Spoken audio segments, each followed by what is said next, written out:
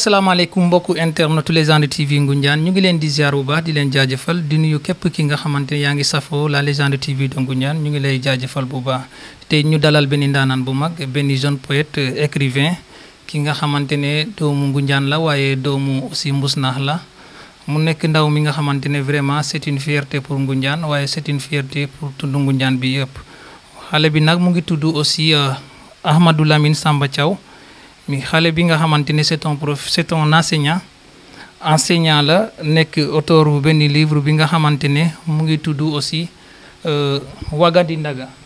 Ahmadou Lamine Samba Thiaw nekk ndaw mi nga xamante ne encore aussi fële la jànge au lycée de Ngoundiane yaakaar naa foofu la amee baccalauréat mu bind benn téere bu am solo parce que dafa nekk ndaw li nga xamante ne ni muy waxee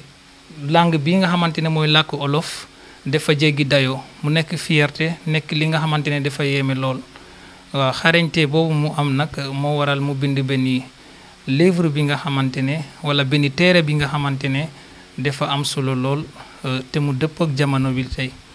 loolee moo taxoon ñu invité ko tey fas yéene waxtaan ak moom ci livre boobu nga xamante ne wala si téere boobu nga xamante ne moom la bind Ahmadou Lamine Samba Thiaw ñu ngi lay ziar bu baax a baax. waa ñoo ngi leen di delloo ziar leen delloo seen wàccuwaay bu baax a baax Légende TV ak ñëpp ñi koy seetaan di ko safoo di ko damoo nekk ci gox yi ñu dëkk yëpp maanaam Jobaas ba Jegem Ngoundiane ba Cene ba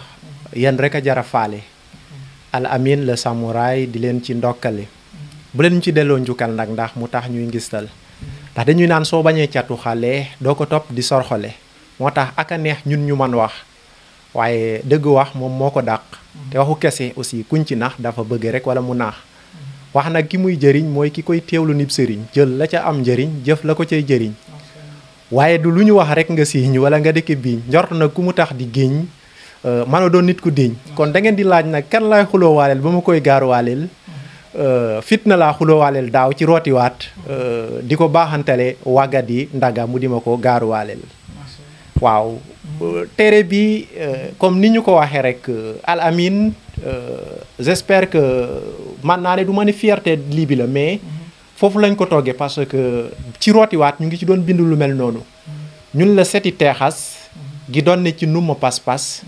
ñu mooñe ñu laamisoog ndàmbaaw ren gu ñëw gàcceel suñu daaw moom mooy Al Amin mu ngi juddoo Mbousnakh xam naa certainement ay maamam moom te boo jëlee see moom cosaanam normalement ñoom cosaani maamam parce que bu ma nee teexas cosaani maamam mburuwaay la normalement kon ñun ñu ngi Ngoundiane ba léegi ñoo ngi juddoo Daaru Seen suñu cursus scolaire li ci ëpp ñu def ko Ngoundiane Samel moo tax ma dal ni ñu doon ne ci numa pas-pas ñu mooñu ñun laamisoog ndàmbaaw xam naa ne nit ku am solo la woon ci sama dund parce que bu may def taalif aussi bokk na ci pratiquement ñi may inspiré bu bëri te Amadou Hampâté Bâ day wax lu mel noonu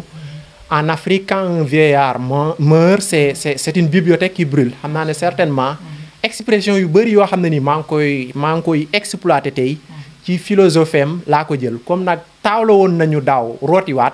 dal ci ne woon ne bu ndox tuuroo rootiwaat a gan toog di jàmbat ndax wax li nga foog ci li ñëpp bokk moo gan toog lu ñëw nga dal ne ndok ñu ngi koy baaxantalee Wagadi Ndaga Wagadi Ndaga nag benn téere la boo xam ne ni dañ ko jagleel Afrique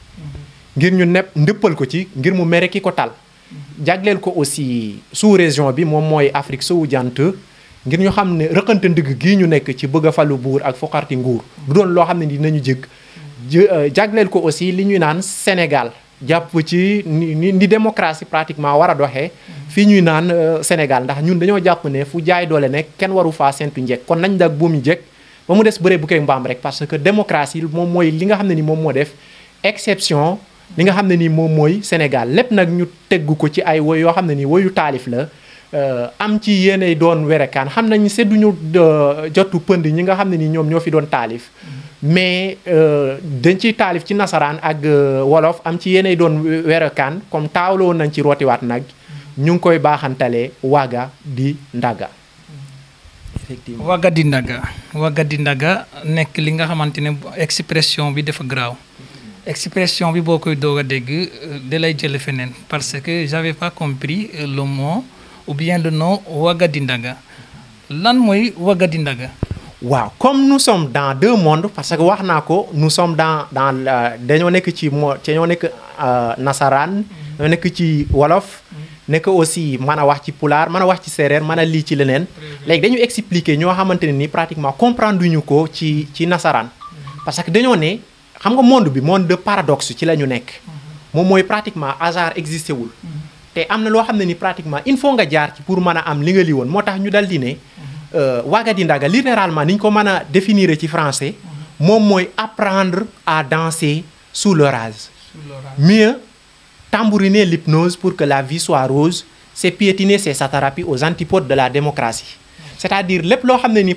pratiquement des exceptions sénégalaises bi nga xam ne ni moom la ñu am. nga xam ne moom mooy am panafricaine bi parce que panafricanisme du leneen lu dul ñun ñu booloo. te ni ñu mën a booloo moom mooy képp li nga bëggal sa bopp nga bëggal ko sa morom ndax pulaar si day wax lu mel noonu day ne ɓamtaare heɓataa ko so in ndentaani loolu nag bu fekkente ne dañoo jóg rek di naan booloo mu yem ci wax tout simplement mën naa ne taxaw diggante la ñuy def wala suñu askan wi day bidante ndax pratiquement fi ñu toll nii tubaab bi daf ñoo yeew ci ay buum yooyu nag il faut ñu tekki ko te du wax moom mooy tax ñu tekki ko parce que moom mooy li ñuy wax rek yàlla bay sa tool la jamono tey tolool kon tey bu ma doon naan ne Wagadi Ndaga lan lay tekki moom mooy nit koo xam ne nii pratiquement dafa tagga témbe moom mooy mënatul a dem mënatul a dégg mooy fi Afrique tollu tey c'est-à-dire bëgg nañoo bay tubaab bi mais buum yi ba léegi mu ngi ñu yeewnu c'est-à-dire comment nous allons faire maintenant pour dindi buum yooyu nan la ñuy def moo tax ñu dal di ne woon ne ku tagga témbe guta bëgg a am aafiya gooy same sa aada faw nga Wagadi Ndaga ndax ki la abal ay gëtëm xam nga lof day wax loolu ngir ngay jaamu soxlaam du mës a naw ngay fësal gëm-gëm gu koy gëlëmal te manoo ne aussi ne bëgg naa nagam aussi te say tànka nagam kon ndawara bin mooy ne ñokket xuus ak say ndoket moom mooy lépp loo bëgg ci àddina muy lu baax yoon wa fay jëm ci ay xat-xat nga koy mën a am xat-xat yooyu nag moom mooy yoon yi il faut nga nangu cee traversé ba jàll mooy li ñu naan rek pratiquement philosophie Baye Fall boobu may wax nangus jaam tesis gor ci ngay jaar ba dëgg waaw góor loolu la ñu dëxëñ ci li ñu naan Wagadi Ndaga moom mooy Afrique jëlal seen destin en main te li ñu mën a jëlal seen destin en main moom mooy ñu booloo doon benn booloo nag du pratiquement du lu ñuy mbubboo lu ñuy jëfe la parce que depuis 1963 ba léegi ñoo ngi koy wax mais ba léegi nii France daani xëddem effectivement macha allah waaw leer na ginnaaw bi ñu jógee foofu aussi ci présentation téere bi après dañuy dugg rek yaakaar naa ci biir téere bi ci biir téere bi aussi bu ñu si duggee dafa mel ni dafa bëri ay pàcc bu njëkk bi lan ngay wax foofu ak pàcc boobu aussi naka la tudd waaw pàcc boobu xam nga ñun li ñuy naan numen xam nga dafa am lu ñuy naan phénomène am lu ñuy naan numen ñun ci numen yi c'est-à-dire kënnu li tax Afrique c'est-à-dire lan moo tey Afrique ba demut poésie boo koy def parce que poésie am moo koy def du érudition bien vrai que érudition am na ci mais intuition bi moom moo ci ëpp moo tax pratiquement ñun ci ay numen la ñuy wax moo tax ñu jagleeloon ko Afrique ñun dañoo jàpp ne àddina wërngal këpp fi mu toll nii Afrique lañ ci war a ndëpp mu jëlale tugal gi muy xëpp demam gi ko tere tëb ñun am nañu 60 ans après les indépendances ñu ngi continuer di naan tubaab bi moom moo la tee nga dem te yow xam nga ne moo la tee nga dem te nangu woo bay tubaab bi dal ne damaa bëgg a dem loolu est-ce que paradoxe boobu loolu mën na nekk xam nga loolu mënta nekk ndax aussi lu atum daaw la fi ñëwoon ca waxaan la njëkkoon a teew kiñ fi faloon mu beew doon naan waa Siin ñaw réew yëpp di leen daw foog ne mooy tax mu raw rapatrier seen doomi réew ci ay fafal naaw virus ba jaare fa law gis nga ba virus ba lawee corona wane woon na ndax ne ñun mën nañoo am aafiya ndax bi fi sikki mi làkkandoo aussi kenn talatul woon dëkkandoo li ma gën a yéem nag tey Afrique ñëpp xam nañ ko moom mooy dafa yore dooley giléem jël ay loxoom lem di mébét dundu gu dàq lem te xam ne nag ku xam ni ñuy nappe dalu toog di xoole di xaar ku lay dimbale yaa def sa bopp néew di doole ndax yàlla bay sa tool la jamono tey tolool kon gaal ak mbaal la ñuy njëkk a jënd comme xam nañu ni ñuy nappe jënd moom mooy Afrique li koy tax a dem moom mooy il faut mu xam ne du yomb parce que comme ni ñu koy defee nii changer de maître dal di foqarti nguur fii dal di daw raqatu ci Russie wala raqatu ci lii mu ngi mel ni koo xam ne nii dafa jël rek dal di tëbb dal di sampowu ci xal ci safara bu sampowu ci safara da koy desewaat beneen tëb boobu nag moom moo ñu dese moom mooy li ma tuddee tàgga tembe xam nga boo tëbee dal ci safara léegi lépp lii da il faut nga dal di defaat beneen tëb boobu la ñu war a defal Afrique moo tax ñu war koo mën a ndëppal moo tax ñu ne àdduna wërngal këpp Afrique lañ ci war a ndëpp mu jëlale tugal gi muy xëpp damam gi ko tree tëb loolu nag li ci jiitu moom mooy xam sa bopp parce que nit ki balaa moo mën a gëm boppam il faut mu xam boppam xam sa bopp nag moom mooy xam ne lépp lu waay def boppam ndax lu jiitu suñuy maam di jëflanteeg der bu weex jënneer ci koom ak Afrique la àdduna wërngal këpp daan daje li ñuy naan bànneex loolu c'est moom moo andi woon tubaab yi jóge woon tugal ñëw lébu yi dalal leen tërale leen fa gën a feex mooy li ñu naan création des comptoirs et autre chose là ba colonisation ak leneen li ci am mais ñun nag dañoo dem c'est-à-dire kembar gi dafa sagan ba muy teeru ay ganam dafa sagan ba léegi jombaleetul boppam loolu ñuy naan dunde yelwaan comme nag ba diyee talatuñuy seentu di xooli seetu suñu bopp lañ doon gëstu jot na nag ñu farlu ndax meew mu weex te weex am na luñ ci rax te ku tiim lu fu nax di raax sa bopp rek ngay nax kon système bi nga xam ne nii moom moo fi nekk kormari bu ma nee kormari tubaab bi laa ci jublu moom moo ko fi teg il faut ñu buddi ko sànni rek Afrique di soog a jekk lii moom mooy ci tënk li ñu dëxëñ ci pàcc bi ñu jagleel Afrique ñu war ko cee ndëppal ngir mu mere ki ko tal te ànd ak dal te xam ne lépp lu ko dal aussi jàngat moom moo ci gën ñàngal waaw loolu la ñu tuddee waaga di ndaga donc bu ma comprendre bu baax a baax livre bi mooy li nga expliqué mooy tu as fait allusion de l'actualité da nga enfoncé aussi ci actualité politique u Afrique ou bien précisément Sénégal mu nekk li nga xamante ne aussi c'est engagement bi nga xamante ne moom la ñuy wax ci littéraire comment dire écrivain en tant que écrivain poète aussi nga jël ko aussi taxañ ko ci la langue wolof nga wax ci engagé aussi wax ak africains yi waaye tamit wax ak sénégalais yi ci actualité bi nga xamante ne mooy actualité politique bu ñu jógee si loolu aussi dafa mel ni am na yeneen pàcc yi nga xamante ne aussi am na si biir nga war koo leeralaat aussi waaw ba léegi gënuñu gaal gi parce que jàpp nañ ne ñun Afrique moom mooy gaal gi mais gaal gi comme ni ñu koy waxee rek dafa am ñoo xam ne nii ñoo bokk gaal gi am ñoo xam ne nii pratiquement ñoom ñoo bokk baay xam nga loolu olof da koy wax baayu ñëpp la waaye ndeyu kenn la waaw léegi nag comme ñun ñoo bokk gaal gi loolu moom mooy Afrique ñoo bokk baay pratiquement ñun ñooy Afrique sowu jant ñoo bokk ndey ñi nga xam ne ñoo bokk ndey bokk baay nag ñu moom mooy Sénégal ñun noonu lañ ko tënki léegi ci ñaareelu partie bi parce que loolu histoire la parce que histoire len la parce que boo nee histoire gars yi généralement dañu naan ay vengeance ay leneen histoire bu loolu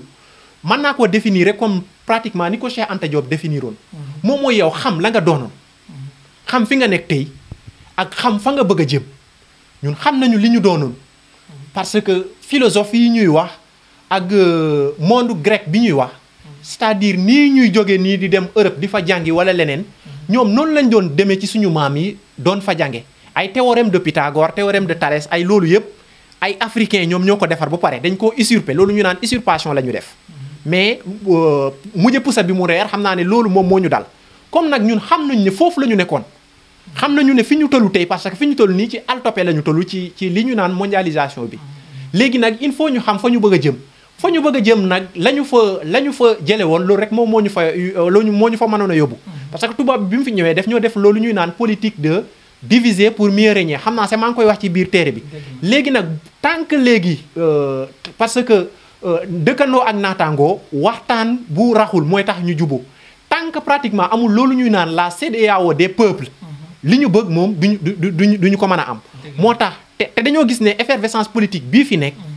ci bëgg a falu buur ak foqarti nguur dañoo jàpp ne moom moo yem parce que mën naa ne réponse su lale la jaay doole la du démocratie loolu ñuy naan anarchie lambigolo pratiquement moom moo fi nekk moo taxoon ñu jëloon ci lii boobu ñu doon naan gelwaar c'est-à-dire fi cosaanu gelwaar jóge parce que boo nee cosaanu gelwaar da ngay ne empire du Mali te empire du Mali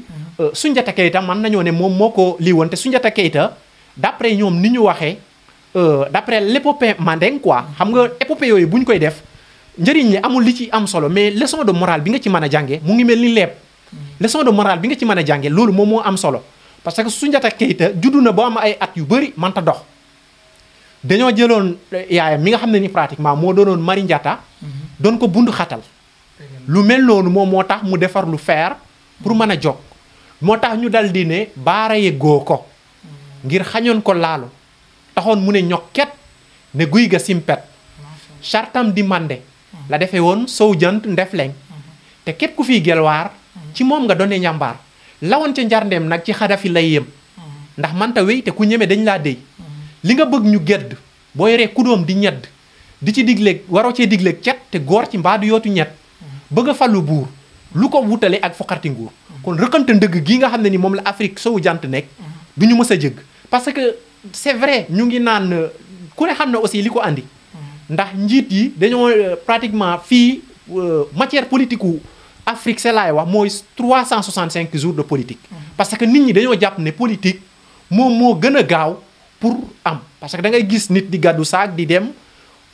une fois nommé nañ ko directeur wala leneen rek mu commencé di construire ay immeuble ay leneen moo tax ñëpp actuellement dañuy intéressé wu ci loolu ñuy naan politique ce qui fait que aussi li ñu beneen constat bi ñu def moom mooy borom doole yi ñoo ngi dimbalante néew di doole yi ci torox tànge xam nga loolu bu amee te réew mi aussi méttiwul dafa bëri ñu jubul da ngay jël sa xaalis investir ko fi jafewul mais am ca résultat moom moo yombul ndax da ngay dugg ci njënd ak njaay dajee gi saay-saay yuy lépp te duñu fay te bari loolu lay nga dugg ci tabax xat ba desera ñu dóor la martu def la jëfi baadolo nga dugg ci élevage di yar xarira san tax laa xandoor samba booy daal di la lor moo tax ñu ne réew mi méttiwul loolu nag dafa tax ndaw yu bëri c'est-à-dire dañoo ñàkk espoir ci réew mi xam nga pratiquement bëgg nañoo liggéey mais dañu gis ne aussi seen moroom seen nawle dal li fi jógee bu ñu demee 2 ans 3 ans wala 4 ans bu ñu ñëwee teral seen yaay moo tax pratiquement ñuy jël seen lii bi des fois di dugg ci gaal yi moo tax ñu dal ne ndaw yi Sénégal aussi lu dégg ndigal te nangu ndogal du dugg gaal xam naa ne paramètres yu bëri yooyu moom moo tax ñu nekk ci lii bii ñu nekk moom mooy foqarti nguur ak bëgg a falu buur ndax bëgg a falu buur aussi paaka ñaari boor la ni muy joxee affaire loolu lay sababe musiba lambi golo ndëgëm sërëx baara yëgoo ci lañ ne daal yi mot aussi mais gelwaar yi aussi ci lañ leen sot moo tax loolu du démocratie ñun daal li ñuy wax moom mooy voie démocratique bi nga xam ne ni moom mooy exception sénégalaise bi loolu la ñu gëm daal moom mooy pouvoir kenn du ko jëlee par les armes mais par les urnes lañ koy jëlee moo taxoon ñu dal di ne rëkkante dëgg gi nga xam ne ni moom moo nekk Afrique sowu jant du ñu mën a jëg kon toog waxante dëgg jot na tey sëkk ci Afrique sowu jant macha allah dafa mel ni aussi foofu nga jóge noonu moom moo waral li nga xamante ne mooy xew actuellement au niveau de l'Afrique parce que chaque jour bien récemment rek ñu ngi dégg ne am na benn comment dirais-je fii nga xamante ne mooy je ne sais Gabon du moins kii am na fa coup d'état loolu aussi yaakaar naa dafa mel ni aussi domaine boobu nga dugg noonu léegi loolu aussi la population jël nañ seen engagement africain waaw population bi il faut ñu am loolu ñuy naan degré de conscience parce que di nga def benn mbir fit moom moo la ciy dugal waaye xamoo pratiquement lu la ciy fekk c'est-à-dire conscientiser population africaine boobu moo tax ñu mel ni ñun di bind parce que c'est vrai bëgg a falu buur la ak foqarti nguur parce que ki nga xam ne nii moom moo jël nguur gi normalement résultats yi ñoom ñu ngi ko def en catimini 4 heures du matin lañ ko publier 5 heures du matin rek ñu génn dal di ne président bi dafa tronqué résultats yi wala dafa def njuuj njaaj nii léegi dañ ko fiy jële su fekkonte ne dëgg moom moo leen tax a ñor te dëgg rek tax leen a ñor comme def koo tronqué dañuy def pratiquement ni Alassane Ouattara ak Gbagbo defoon mooy dañuy rétablir ki nga xam ne nii moom la ñu jàpp ne moom moo falu parce que problème boobu 2016 amoon na lu mel noonu parce que Ali Bongo bi 2016 ku ñu doon naan Jean Ping résultat yi serré woon na boo andi woon na loolu ñu doon naan après élection yi amoon na benn effervescence bu fa amoon ba ay nit ñu bëri faatu woon nañ ci te ki nga xam ne nii pratiquement moom moo jël nguur gi fii mu tollu nii famille ku jege famille bi la te Tiken Jah Fakoly day wax lu mel noonu wala Alpha Blondy dans un pays de plusieurs ethnies si une seule ethnie monopolise le pouvoir et impose sa suprématie tôt ou tard ça ira en guerre civile te loolu pratiquement moom lu mel noonu la ñu nekk nii di dund parce que ki nga xam ne nii moom moo jël pouvoir bi fi mu toll nii bras droit wu Omar Bongo la woon te bras droit wu lii la woon Ali Bongo aussi moom moo tax moom foqarti nguur gi nañ ci xool bu baax parce que gars yi des fois dañuy foqarti nguur gi ba pare dali daw dem ci li ñuy naan esprit panafricain bi alors que esprit panafricain bi du loolu xam nga boo ne panafricanisme rek dañuy naan Sankara. te aujourd'hui Sankara moom waxoon na ko c'est tuer Sankara vous allez voir des milliers de Sankara vont naître. Parmi ces Sankara il y a celui qu'on appelle Mandela. Mandela ku ne xam na ne def na 28 ans ci kaso. noonu la def ba gondi ki ñuy naan Obama. Obama nag comme gondi nañ ko comme benn africain mën na dem mu jiite ji Amérique. pourquoi ñun mënuñoo def loolu ñu naan États-Unis d'Afrique. bu ñuy naan panafricanisme ñun loolu la ñuy wax c'est-à-dire une fédération qui va aller du Cap au Caire de Madagascar à Dakar loolu la ñuy wax fédération africaine parce que lii ñu def lii ñu wax ni tubaab bi day ñëw laqatu fii nii rek bu la France daqee nga dem laqatu ji ci Russie bu la Russie daqee nga dem laqatu ji France c'est-à-dire yow esclave boo xam ne nii maître rek ngay am macha allah am na te solo loolu moom moo am Afrique fi mu toll dafa mel ni aussi ci beneen pàcc bi aussi yaa ngi ci laal population bi la société. waa du xam nga Afrique xam nga dañu ne Afrique benn Afrique amul il y a des Afriques parce que li nga xam ne nii moom la monde arabe bi du dund Maghreb Maroc ak li Sénégal di dund bokkul ak li Afrique centrale di dund bokkul ak li am ci zone Sahel bi bokkul léegi boo jëlee loolu yëpp nga bëgg koo waxee noonu te relativiser woo day xaw a jafe pratiquement xam nga ñu ngi doon naan ne unité africaine du sujet boo xam ne nii ñoo ngi ko fiy wax tey parce que nation nègre et culture loolu ba ko Cheikh Anta di wax boobu fekkul sax ñu jot suñu indépendance parce que jàppoon na ne bu ñu amee comme indépendance su Sénégal Mali Mauritanie wala leneen ci contexte guerre froide bi nga xam ne nii moom la ñu nekk pour ñu mën cee sàmm suñu afia day jafe parce que da ngay balancer wu ci bii wala nga balancer wu ci bee te gis nga Russie gii ñuy wax nii li muy def Ukraine loolu la ñu pratiquement français yi rek doon def moo tax pratiquement boo mu ngi mel li nga dal ci xal da desewaat na la beneen tëb. dëgg la waaw moo tax ñu dal di ne Afrique il faut mu booloo dal di doon benn te loolu li ko mën a may moom mooy mu ndëppal boppam jël destin en main moom mooy pratiquement lu ko ci mën a fekk comme jamono yi dafa waga ci coup d'état foqarti nguur waxu troisième mandat terrorisme loolu na ko régler boppam ba pare il faut mu régler ko ba pare pour juboo gi ñuy wax pour doon benn mu mën a nekk daal d'une manière générale. mais aussi wax nga ci en même temps ci société sénégalaise. waaw ma société africaine. waaw bien day te yaakaar naa. jikko yi nga wax ci société Afrique. maanaam nit ñi ni ñuy dundee. maanaam loolu dafa mel ni aussi Sénégal la gën a touché. waaw mooy comme par exemple di jaay li nga xamante ne nekkul si yow di ko wone te fekk na loolu nekkul si yow ñu dugg si. ci sujet boobu waa sujet boobu defoon naa ci jàngat lu am solo ci li ñu tuddee. rootiwaat ndax ñun dañoo jàpp ne gisuñu lu gën a fort jama ndax kaaba aussi du sangu bépp juma xam nga kaaba boo ne kaaba rek moom mooy sangu bépp juma bu juma yi doon ay sëriñ kaaba gi moom mooy seen yonante kan moo fi am xikma luqumaan boroom xam-xam bu mag la te nit ku ñuul la woon lan moo feete kaw asamaan jama yorewul melo bu ñuul malaanu kaaba ñuul luqumaan aussi yore der bu ñuul tawug naataange di bawoo ci xiin wu ñuul kon kan moo upp africain martaba wala mu rawee ko daraja kon bu suñu ñeex tànge parce que xeebante gi li koy andi rek mooy ñeex tànge sabab suñu torox tànge lu waral saa Afrique yi bëgg a mel ni ay américain te Barack Obama taxaw ne man naa naar suy lakk wolof jànkonteeg ci ay tolof-tolof li Bamba bindal jolof giléem goo ko yenn mu loof tubaab buy lakk ay séeréer def ci ay erreur yu juumte yu leer te Senghor ak Césaire jomal nañu aussi seeti Molière nan la ñuy toogee nag ci wurus te yelwaan duñ ko rus koy nan lañ doyloo suñuy kurus wala duñu am tus yaras mooy li ñuy ne complexe moom mooy xeeb sa bopp al toppee tax nga topp setu ña doon jàpp say maam yóbbu soppi leeni jaam kon yéen ñi fi jàng tubaab wala di làkk arab xam leen ne yeggu guy ci géej taxul mool jàppe ko géej parce que liñ fi gis moom mooy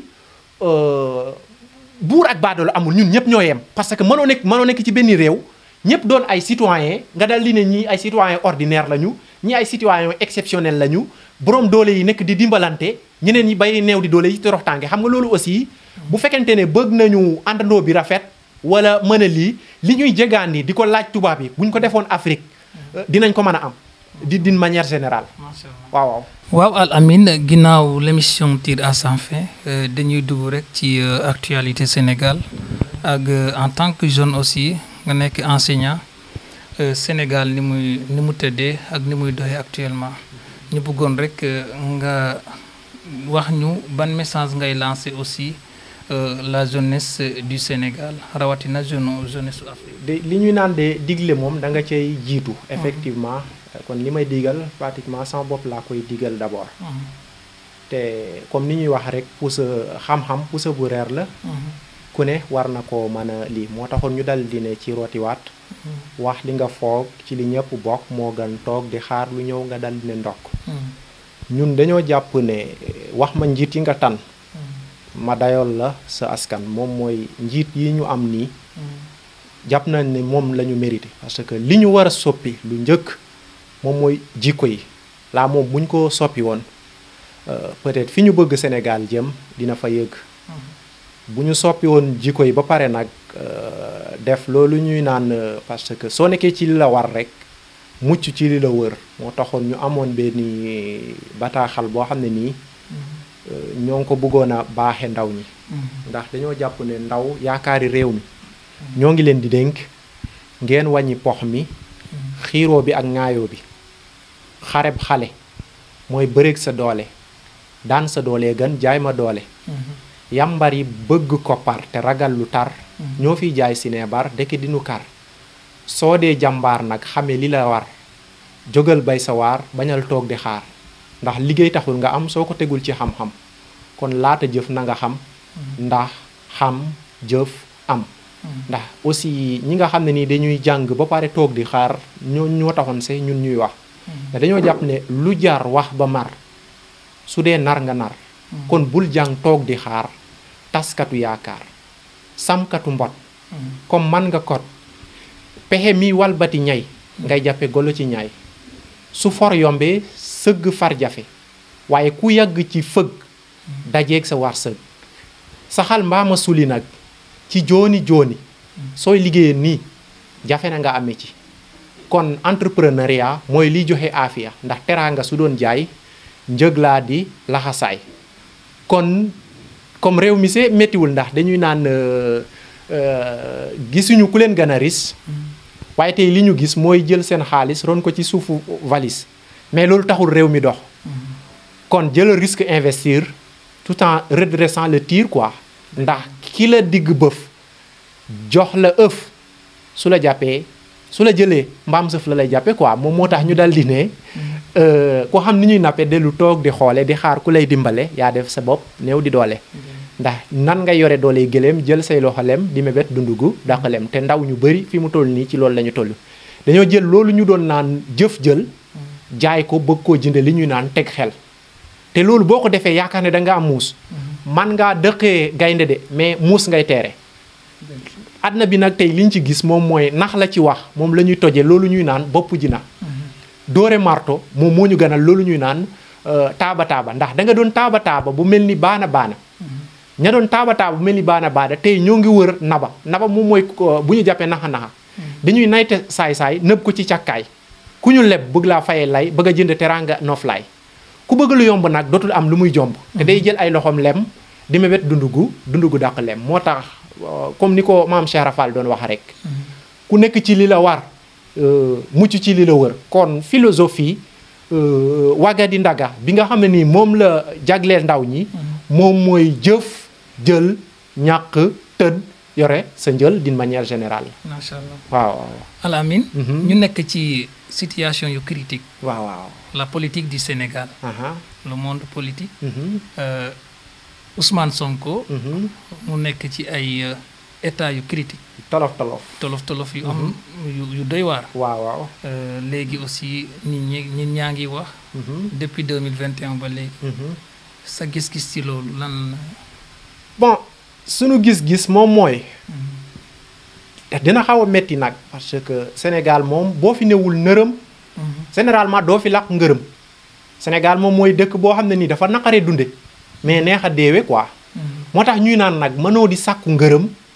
di xaar ku la yërëm xam nga boo xoolee maa ngi koy wax ci samay biiri wax. su dee da ngaa jogg dal di ne société bi laay xeexal. société bi ñëpp bugg nañ koo xeexal. mais coono yi ca nekk moo tax ñu bëri croiser les bras. moo tax loolu ñu naan Cheikh Rafal doon naan nangus jaam te dis gor. ci ngay jaar ba dëgg waaw góor loolu ngay def c'est-à-dire da ngay jël lépp loo xam ne nii ne métti na la. ci ngay jaar pour mën a am li nga bëgg ndax fi ma jaar aussi ku fa jaar takk ban da ngay xaar ba lor dëddu la abadan te ñun ñeenti kaso yii la ñu gis ne moom moo am ci àddina moom mooy sàcckat kartekat ak loolu ñu naan yëkkataankat kooku këram kaso la aadama tooñ na yàlla ca ajana àddinaam di kaso aduna mooy ci ajana ci yëfar di ci waay gëm kaso no stress aussi mooy jàpp mooy faxe sa dunia sa ëllëg di kaso ci loolu daal li ñu ciy wax moom mooy gàddaay tëj ak tëji mooy yoonu gelwaar yi ñu ëpp ci ñi ñu fi naw fii ci Sénégal ca la ñu jaar ba raw parce que politique dafa demee noo xamante ne nii Sénégal boo ci waxee rek day am pratiquement foo xam ne nii dañ dafay bëgg a dëkkal mais nag ñun vision biñ ci amoon mooy vision panafricaine moom mooy foo xam ne nii fu jaay doole nekk foofu moom kenn waru faa mën a seentu loolu ñuy naan njëkk ndax ñi yore gaafu maf suñu dëkkulee ci kaaf koo fi tuumal ci caaf mu ne dam nga samay laaf loolu moom mooy lan bu fekkente ne dangaa jëng ci li ne weng te ku fenk nga jëng jegewul njaaxanaay te soriwul nganaay kaso nag wax dëgg moom ñaanuñu kenn amul kenn koo xam ne nii mu ngi ñaanal nit mu dem fa moo tax moom fi mu nekk ñoo ngi ñaan yàlla gëne ko ca ci jàmm ak salaam waaye panafricanisme aussi bu fekkente ne dangaa jóg pour xeexal ko góor yàlla yi fa ñu jaar foofu rek ngay jaar parce que Mamadou Dia ku ne xam na fi foofu lañ ko jaaral Lumumba kooku moom moo gën a métti lese Kadhafi gis nga fañ ko jaaral moom mooy du combat boo xam ne nii combat wu benn fan la wala combat wu ñaari fan la wala combat wu ñetti at la combat wu dund sa dund yëpp da nga ko ciy def parce que boo xoolee boo jëlee ku mel ni Mandela moom def na ci lu war a tolloog 28 ans ñun njiit yu toll noonu njiit yu mel noonu la ñu soxla àddina nag comme ni ñu koy waxee jaam ak pexeem yàlla ak dogalam nit nag bu fekkente ne da ngaa nekk ci yoon di dem am loo xam ne nii da nga koo bëgg nga xam ne ni pratiquement jaamu yàlla rek nga ci jublu loolu ñuy naan doggu ci dëggu moom mooy lii tax nga mën a dëkku tëkku ndax dañoo jàpp ne lu baax ku ci nekk bëgg ku la ci fekk da ngay jëlale lépp luñ la ca mën a teg ndax def te yàlla tax rek moom moo fi nekk macha allah kon jaam ak pexeem yàlla ak dogalam mais fa mu nekk moom ñu ngi koy ñaanal lu ko fa génnee ci lu gaaw a gaaw macha allah Al Amine dafa mel ni pare que ne yaa ngi waajal benn journée de dédicace waaw xam nga ñun c'est-à-dire noblesse googu ñun ñoo moo ñu yiteel parce que ñun nit ñi moom moo ñu ganal loolu ñu naan alal parce que alal du faj lu dul gàcc te yëg boo ko amee ci nit ñi am nga lépp parce que nit ñi moom boo leen amee am nga lépp comme dañoo defoon daaw loolu ñu doon naan rootiwaat am ñu bëri ñu jàppoon ne mënoon nga koo yaatal Sénégal yëpp parce que message bi ñu ci dëxëñoon ba am na ñu ci ba àddina di tukki nit ñi dinañ ci mën a jëriñu moo taxoon ñu bëggoon koo yaatal parce que fii mu toll nii moomatuñu suñu bopp man nañoo ne Mbusnaax la ñu juddoo fa la ñu yaroo ci gox-goxaan bi la ñu dëkk mais 4 coins Sénégal yëpp am na ñoo xam ne nii ñu ngi ñu ciy suivre di ñu ci jàppale daal d'une manière générale te jàpp naa ne lépp loo defoon daaw war koo baaxantal loolu ñuy naan fexeel ba ren gàcceel sa daaw loolu nga ciy jublu moom moo taxoon ñu bëggoon koo yaatal andi woon ko fii ci Douta Seck nga xam ne nii accessible na ci ñëpp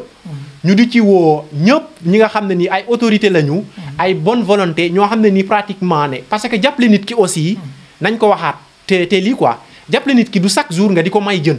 mais moom mooy jàngal ko nu ñuy nappe te jàngal nit ki lu muy nappe moom mooy jàngal ko loo xam ne nii dootu la soxlaa lu bëri quoi parce que bu fekkente ne da ngaa dem école nga jàngi fa su doon école lim lay jàngi da ngay ñëw nga renversé waat ko rek kon ba léegi yow yaa ngi école donga daara ngay doon ba faw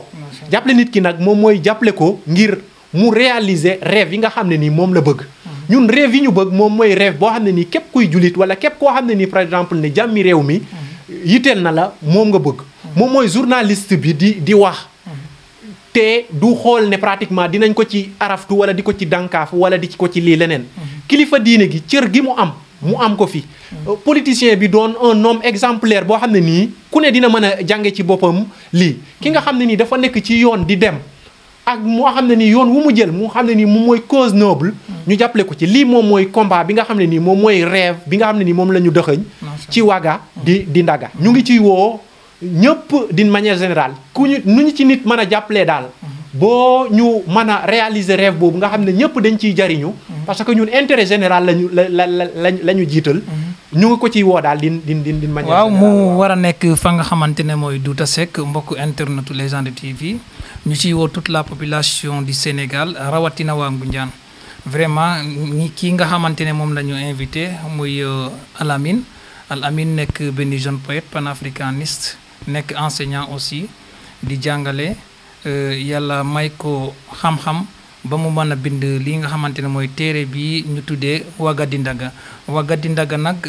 wax lu bëri ci Afrique waaye wax lu bëri aussi ci Sénégal doxalinu Afrique la vie des Africains surtout les États les politiciens du moins surtout les politiciens loolee moo waral aussi livre bi amal ñu solo ñun ñëpp ba mu préféré def benn journée de dédicace boobu mu war a def fale nga xamante ne mooy Douta Seck ñu ci woo toute la population du Sénégal waaye ñu ci woo aussi ñëpp